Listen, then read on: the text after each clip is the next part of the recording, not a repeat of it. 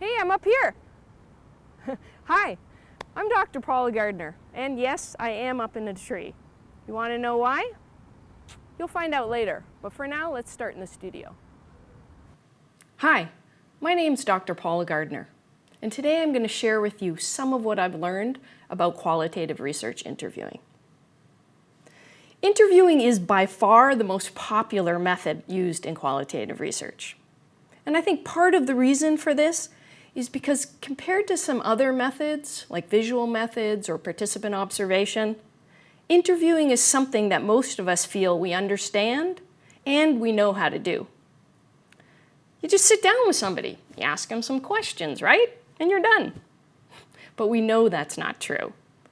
Think about interviews you've heard in the past. Interviews on television, news interviews on the radio, those that are awkward and frustrating and boring. It's not so easy. Interviews, good interviews, require training and preparation and real skill. Because interviews, we know, are not just about asking questions and getting answers. Anyone with kids knows this. Did you pour glue down the sink? No. Well, sort of. Well, not exactly. It's complicated, right? Both in the asking and in what to do with the answering. How we respond, how we follow up. Interviews are really complex spaces where data is not simply collected, but co-produced in conversation with other people. Interviews are opportunities for learning about a particular issue or a phenomena, and in many cases, we just have this one opportunity, this one time. So we don't want to screw it up. I'm a gerontologist, and I feel this need not to screw it up all the time. Because I interview people in their 90s, and as they remind me, every time I interview them, a redo or even a second interview is a goal, but not a given.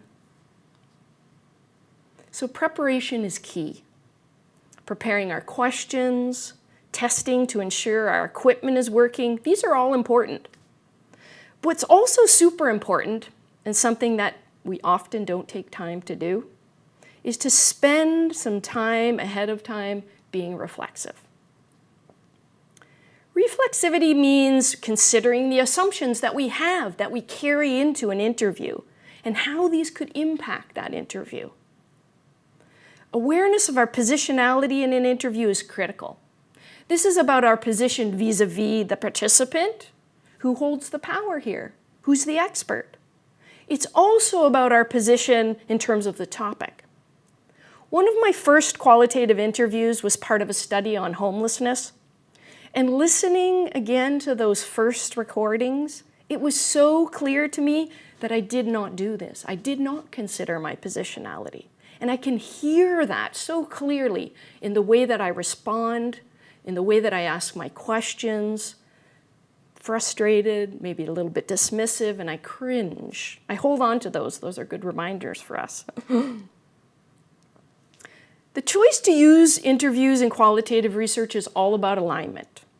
We use them when it makes sense to use them.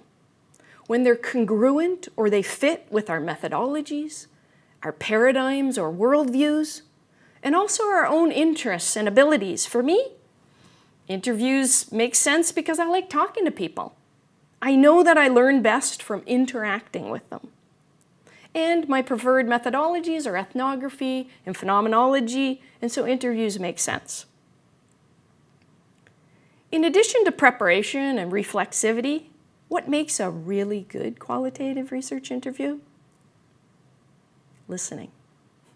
It sounds so simple, doesn't it? Yet we're so bad at this. I heard recently that people today have less of an attention span than goldfish. It's true. Look it up. Listening, it turns out, is more than being quiet until it's our turn to talk again. To be effective, qualitative interviews require deep or active listening. We must be still and patient and alert. And we can't be afraid of pauses or silences. Indeed, As actor and writer Anna Devere Smith reminds us, we can learn a lot about a person in the very moment that language fails them. In the very moment that they have to be more creative than they would have imagined in order to communicate. Here they have to dig deeper than the surface to find the words. But we often don't let people dig deeper. Particularly as new researchers, we rush in to fill up those pauses. When we fail to bring our whole selves and to really listen in an interview, we do really silly things, like ask a question they've already answered, which of course is super annoying. We're missing an opportunity to probe something that is super interesting. I don't know how many times I've re-listened to my audio interviews and thought, you dork, you completely missed that opportunity. You should have asked more questions. You should have probed. You should have asked for an example. Krista Tippett, award-winning journalist and host of the podcast On Being, talks about this as generous listening, which I think holds all of the qualities important to a good qualitative interview. Generous listening, she says, is powered by curiosity, a virtue that we can invite and nurture in ourselves and render it instinctive. It involves a kind of vulnerability, a willingness to be surprised, to let go of the assumptions and take in ambiguity. The listener wants to understand the humanity behind the words of the other and patiently summons one's own best self and one's own best words and questions. One of the things I like most about interviewing is its versatility. There are so many different types of interviews: one-on-one, focus group, narrative, visual. And there's no right choice. We just have to make sure that whatever we do choose makes sense, that congruence. It has to make sense for our topic, for our research questions, our methodology, and also for what we believe is the best fit for us as researchers, which is why I use the moving interview. I was the kid who always had to try things in order to understand them. And while this did get me into all kinds of trouble, it never deterred me from trying to understand something by experiencing it. Like, how does gravity work? By falling out of a tree.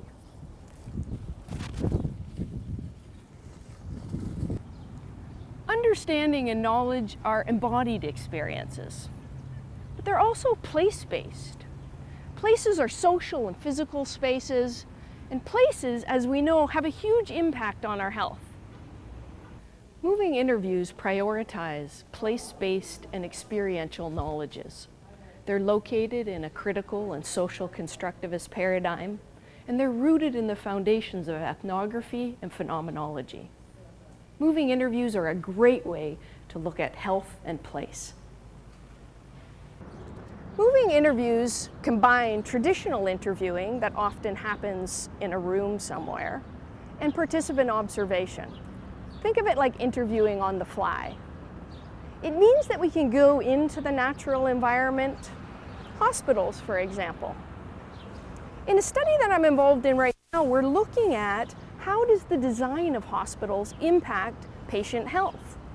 And using the moving interview, we can interview our patients, we can observe them as they negotiate the environments, and we can ask them questions about why do they go in these spaces and not in others. It's a multi-sensory experience in hospitals, as we know. There's sounds and smells and sights and feel, and we use all of this data, and it gives us a unique insight.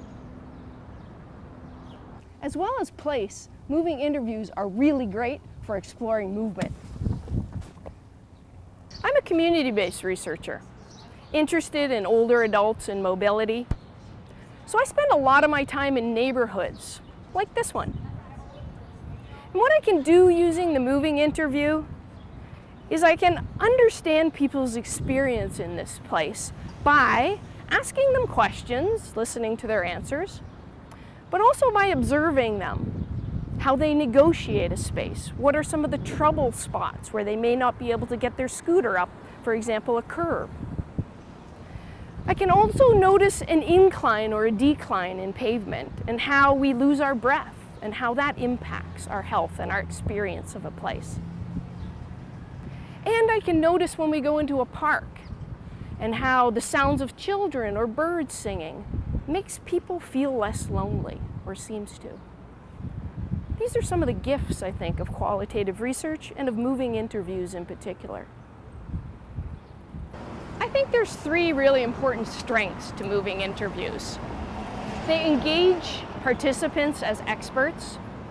They're experiential, so we use our bodies in our data collection and data production.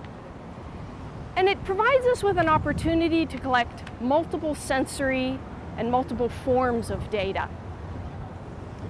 I think moving interviews give great insights, they're engaging, and they're really fun. I hope you use them. It's a gift and a privilege to have someone share with us their experience, their understanding, their story. So use it well. Prepare.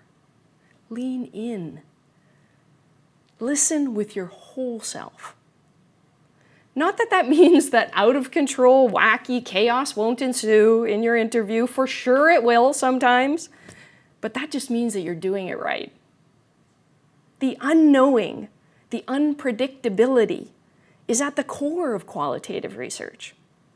And in my experience, if we are present for it, this is often where the good stuff really happens.